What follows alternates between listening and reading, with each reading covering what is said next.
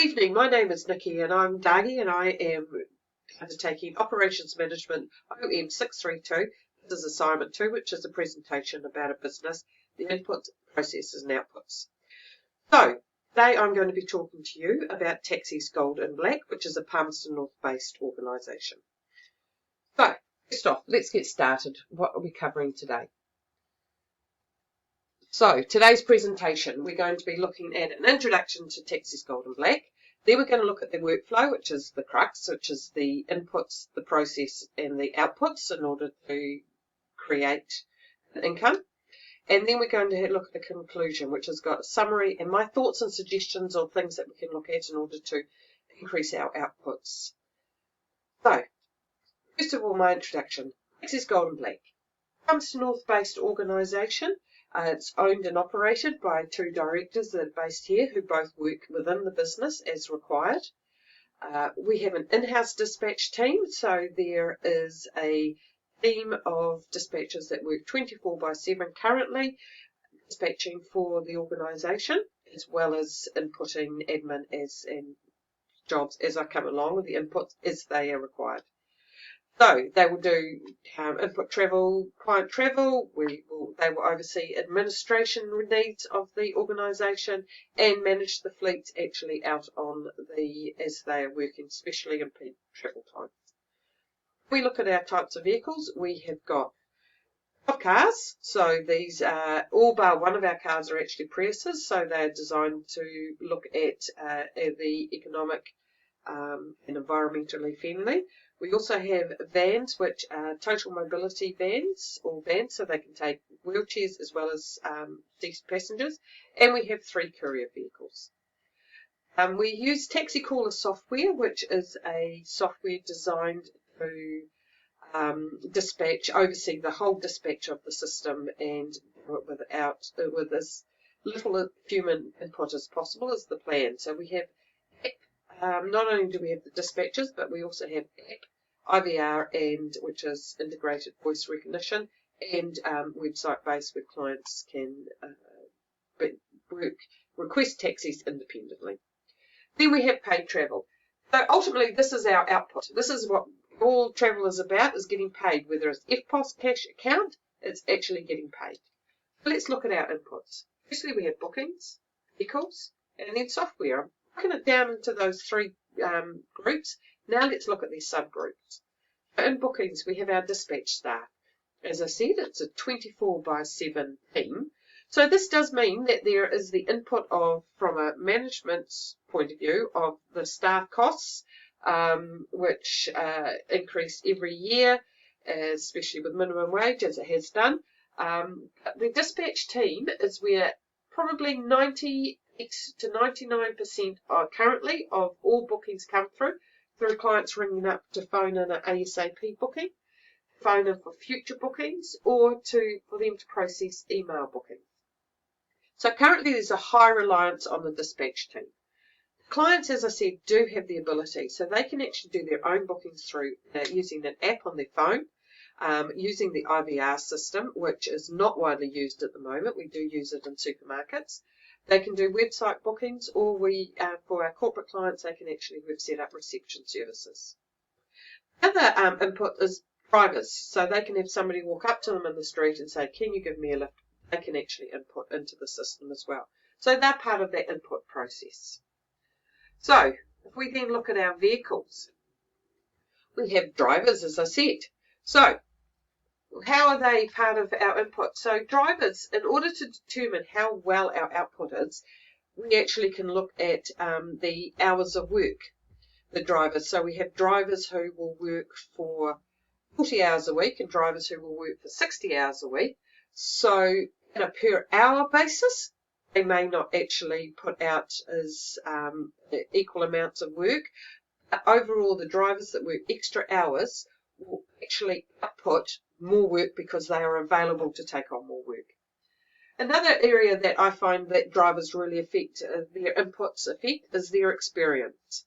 So if they are experienced in the area, they know how to get from A to B as quick as possible. It gives them an ability to have more output than the drivers who are, especially new drivers, just learning how to do that. Lastly, I think for drivers, their social skills. If they have good social skills, and I see this as an input because as their social skills increase and the ability to communicate with their passengers as they become more relaxed in the job, they actually become clients enjoy travelling with them more, so they get more work that way. So the other input obviously is the vehicles, the actual hard-driven cars. So we've got to look at the number of passengers that each vehicle can take. So if a vehicle can take 4 passengers, they are limited to, if there is a family of 5, 2 adults, 2 parents, 3 children, they actually need to go in a van. So the vehicle number of passengers is part of the output, or if they have a wheelchair, a car cannot take wheelchair people, a van can take people who can go in cars. Another area where the vehicles, there's major inputs into it that I think is often overlooked as an input, it's seen as a process, but I believe it's an input, is the maintenance levels on the vehicle.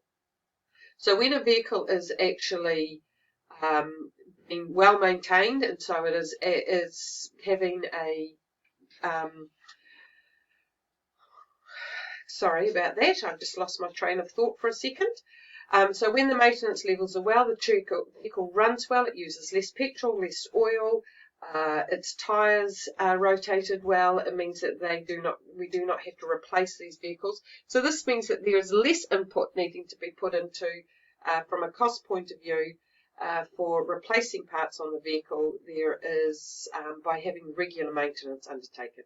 Also cleanliness. A clean vehicle will encourage more people to travel in it than an unclean vehicle.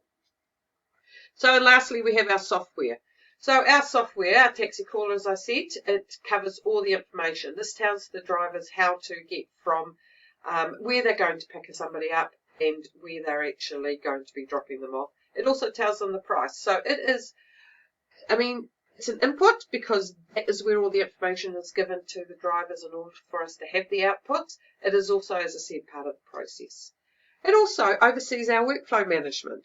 So the software, because of it has Google Maps coming into it and the development that has been undertaken on a regular basis, it means that our system is able to work independently of people, even though we're a service industry, and able to undertake work without there being people there monitoring it at times.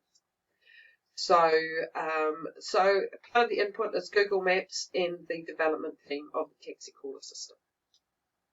So let us look at the processes. So as I've gone through, we've got dispatch booking, we've got client bookings, and we've got driver bookings, and they all feed into taxi caller. So taxi caller is part of the process, even though I see it as part of the input as well, because at the different stages, the information in there inputs to the drivers to allow the system to process. So our drivers will get a job on their screen. They have a system on their screen connected to taxi caller. They can accept or decline the job.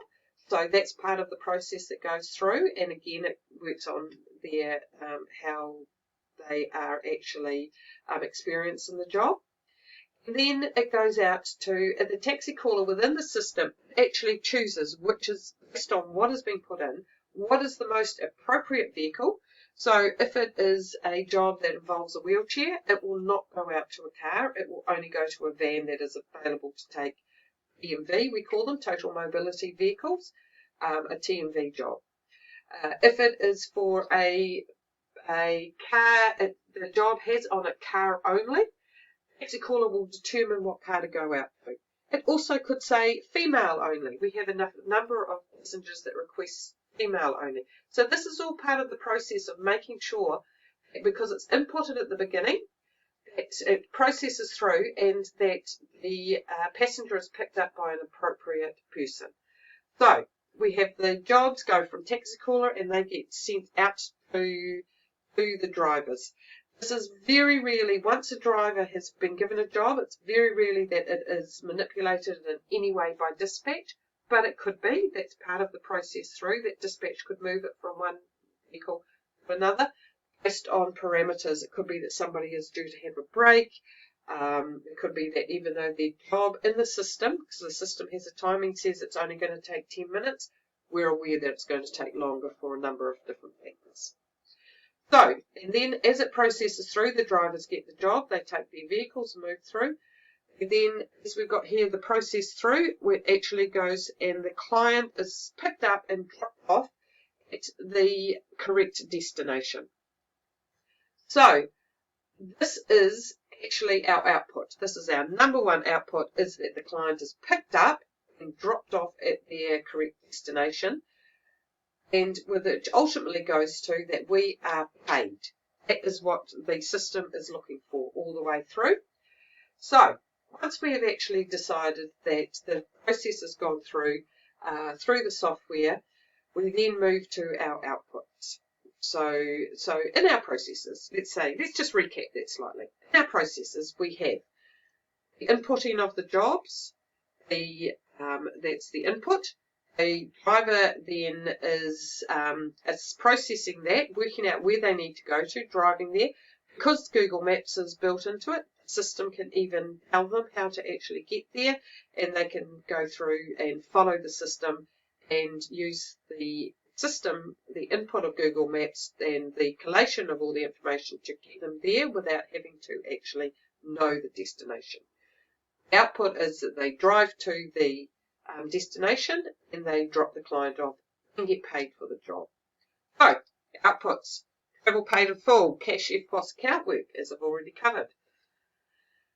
Another output, I believe, is returning customers. So, if we actually have returning customers, it means that we've done the correct pickup and destination. So, we've processed their request properly. We have done it in a timely fashion. So, we may process a job, pick them up in an hour late and drop them off 2 hours late. That is not an effective use of system, and that's not a well-processed system, even though we have still processed through the system from the input, process the output. It is not actually an effective way. Also, safe travel. Our clients need to at all times feel like they have travelled safely, that the driver has undertaken his part of the process well, or her part of the process well, by driving safely on the roads and done it in a timely fashion. This means we also, if all is going well, we actually have happy drivers, which means they present better to the clients. They are more likely to be out there driving. We're more likely to have them inputting more in order to output more. And ultimately, there's a profitable company, which is what all operations is about, is getting the organisation's operation working how it should be. So, conclusion. In this summary, I look at the basic process. As I've said, we've got inputs, which is our basic input is our request for travel. Our process is the passenger moving from A to B, and our output is the client is actually, our driver is actually getting paid for the job. So they are receiving the income that they need in order to redo the process again. So inputs and as I've said, have a high reliance on the dispatch team. As I said, currently probably about 98 to 99% of all jobs are coming through the dispatch team. And this is an area of high expense for the cost of staff that can be moderated. The output of one of the major output has a direct relationship also to the urgency of demand.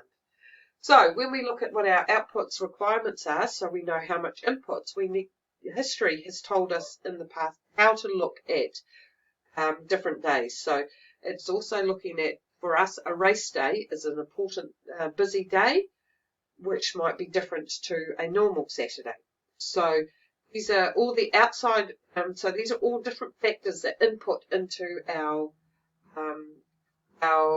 process in order to make a decision as to how busy it's going to be. We also look at individual driver output directly affected by the driver skill base. When drivers first start, they can't get from A to B as quick as they can when they've got more experience. So that will actually affect their output. My thoughts and suggestions: educating our client base to using the AP app for bookings means that we will have more output happening because they will not be reliant on somebody answering the phone. Introduction of integrated voice recognition system does the same thing. And we're also looking to investigate offshore call centres at low cost. We can look at analysing our data.